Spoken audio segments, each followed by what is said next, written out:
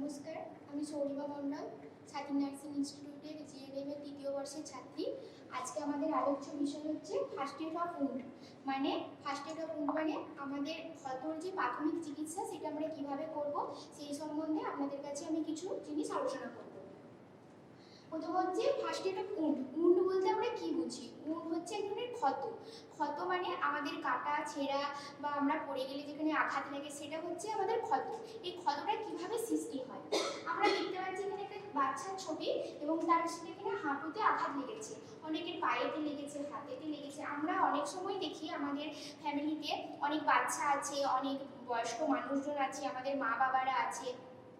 যখন বাচ্চারা তারা তো কিছু বোঝে না, তারা যখন বাইরে ছোটাছুটি করে বা দৌড়ে বেড়ায়, হাঁটাচলা করে, তখন তারা বিভিন্ন জায়গায় পড়ে যায়, তাদের পায়ে আঘাত লাগে, সেগুলি পা ছিঁড়া যায় বা কাটা যায়, তখন সেখানে তাদের আঘাত লাগে। এবং আমাদের পরিবারে আমার মা বাবা বা আমাদের দাদুরা যখন বাইরে বেড়ায় তখন তাদের বিভিন্নভাবে অ্যাক্সিডেন্টও হতে পারে বা তারা মাথা ঘুরে পড়েও যেতে পারে। বয়স্ক মানুষদের মাথা ঘোরানো অসুবিধা আছে, যদি কারোর হাইপার টেনশন থাকে, মানে যদি কারোর হাই ব্লাড প্রেশার থাকে, তখন তারা পড়ে যায় মাথা ঘুরে অনেক সময়, তখন তাদের আঘাত লাগতে পারে, তখন সেখান থেকে তাদের ক্ষত সৃষ্টি হতে পারে। এবং এছাড়াও আমাদের মা কাকিমারা অনেক সময় রান্না বান্না করেন, সেখানে তাদের হচ্ছে সবজি কাটার জন্য বটি লাগে বা আর যদি ধারালো জিনিসপত্র লাগে সেখানেও তাদের মানে কাটা ছেঁড়া যেতে পারে।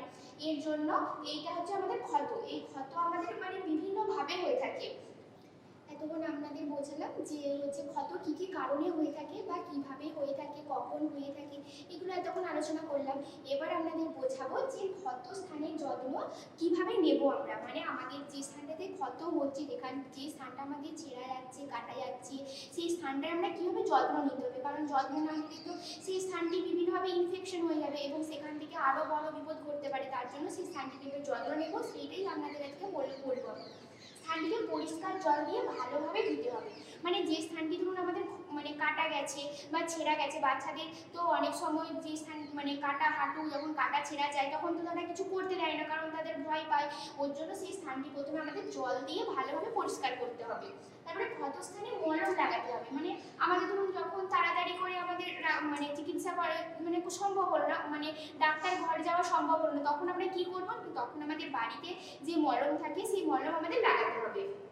স্থানটিকে ব্যান্ডেজ দিয়ে ঢেকে রাখতে হবে। ক্ষত স্থানটিকে আমরা সবসময় ব্যান্ডেজ দিয়ে ঢেকে রাখবো। মানে সবসময় বলতে যে 24 ঘন্টা ব্যান্ডেজ দিয়ে ঢেকে রাখবো তা নয়, কারণ সেই স্থানটিকে হাওয়া পেতে হবে যাতে সেই স্থানটি না মানে বেশি করে আরও ক্ষত না হয়ে যায়। সেই স্থানটিকে আমাদের মানে ব্যান্ডেজ দিয়ে এই কারণেই ঢেকে রাখতে হবে যাতে মশা মাছি বা কোনো ভাইরাস ইনফেকশন বাইরে থেকে এসে সেই স্থানটিকে আরও বেশি না ক্ষতটা বাড়িয়ে তোলে। হলুদ আমাদের রক্তক্ষরণ এবং জ্বালাভাব কমাতে সাহায্য করে। আচ্ছা, আমরা অনেক সময় দেখি যখন আমাদের হসপিটাল যাওয়া সম্ভব হয় না, আমরা তখন বাড়ির মধ্যে কিছু হোম রেমেডি মানে বাড়ির তৈরি কিছু জিনিসপত্র আমরা ব্যবহার করতে পারি। এর মধ্যে হলুদ আছে, আমাদের যে স্থানটিতে কাটা ছেঁড়া গেছে সেই স্থানটিতে আমরা হলুদ লাগাতে পারি, অথবা বা আমরা যে গাঁদা ফুল আছে সেই গাঁদা ফুলের পাতা আমরা সেটিকে দলে সেটাতে লাগাতে পারি ক্ষতস্থানটিতে। তাছাড়া আমাদের বিশল্যাকরণী আছে, সেটাতেও লাগাতে পারি। ক্ষতস্থানটি যদি গভীর হয় চিকিৎসকের পরামর্শ নিতে হবে।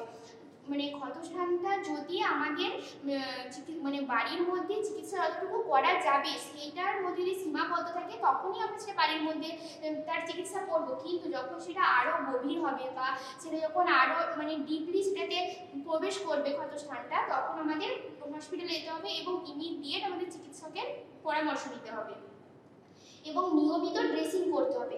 আমাদের যে স্থানটা ক্ষত হয়েছে সেই স্থানটাকে আমাদের প্রতিনিয়ত পরিষ্কার করতে হবে এবং সেটাকে ড্রেসিং করতে হবে, মলম লাগাতে হবে, সেটাতে ওষুধ লাগাতে হবে, কারণ ক্ষতস্থানটি যাতে আরও বিভিন্নভাবে মানে বিষক্রিয়া না ঘটতে পারে সেই জন্য তাকে ভালোভাবে পরিষ্কার রাখতে হবে এবং সেটাতে ভালোভাবে মলম লাগিয়ে সেটাকে ভালোভাবে ড্রেসিং করতে হবে।